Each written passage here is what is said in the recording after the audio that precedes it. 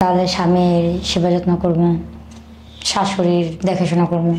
আপনি যার সাথে সংসার করার কথা চিন্তা করছেন সেই মানুষটি কেমন হতে হবে বলে আশা করেন?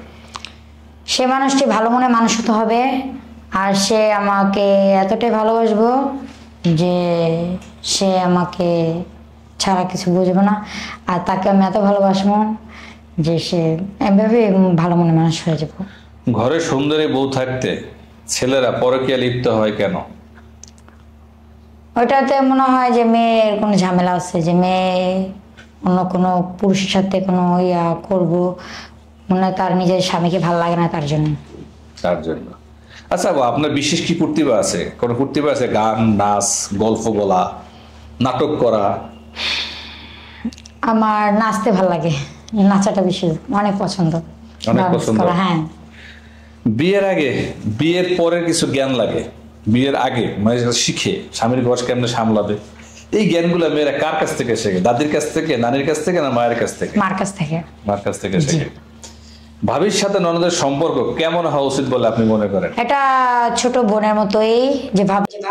দর্শক, স্ক্রিনে যে বোনটিকে দেখছেন এর নাম তৃষা, এর বয়স 23 বছর, বাড়ি মাদারীপুর। তার ছোট ভাই সংসার পরিচালক, তার মা আছে, তার বাবা জীবিত নেই। তার বয়স 23 বছর, কিন্তু তার উচ্চতা 5 ফুট 4, ওজন 50 কেজি, সে ক্লাস 5-এ পড়ছে। সমস্ত জেনে শুনে যদি কোনো ভাই তাকে বিয়ে করতে চান তো অবশ্যই ভিডিওর নিচে চ্যানেল কর্তৃপক্ষের নাম্বার দেওয়া আছে, ইমো এবং হোয়াটসঅ্যাপ আছে। এই নাম্বারে স্ক্রিনশট দিয়ে ছবি তুলে পাঠিয়ে আপনার মন্তব্য ভয়েস করে জানিয়ে রাখবেন, কোথায় থাকেন, কি করেন, আপনার বর্তমান বয়স কত, আমি শুনে তারপরে যোগাযোগ করে নেব। কে জানবো যে বড় বোন, আর ভাবি ননদকে জানবে ছোট বোনের মতন। আপনার ননদ প্রেম করে, শুধু আপনাকেই বলছে যে ছেলেটার সাথে প্রেম করি। এখন এই বিষয়টা আপনাকে গোপন রাখতে বলছে, আপনি গোপন রাখবেন না আপনার নিজের সেফটির জন্য কার সাথে শেয়ার করে রাখবেন?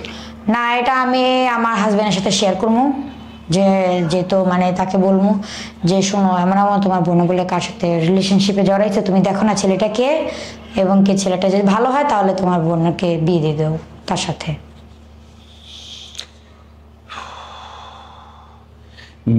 মেয়েরা প্রেমে পড়লে ছেলেদেরকে কি দিয়ে সন্তুষ্ট করতে চায়?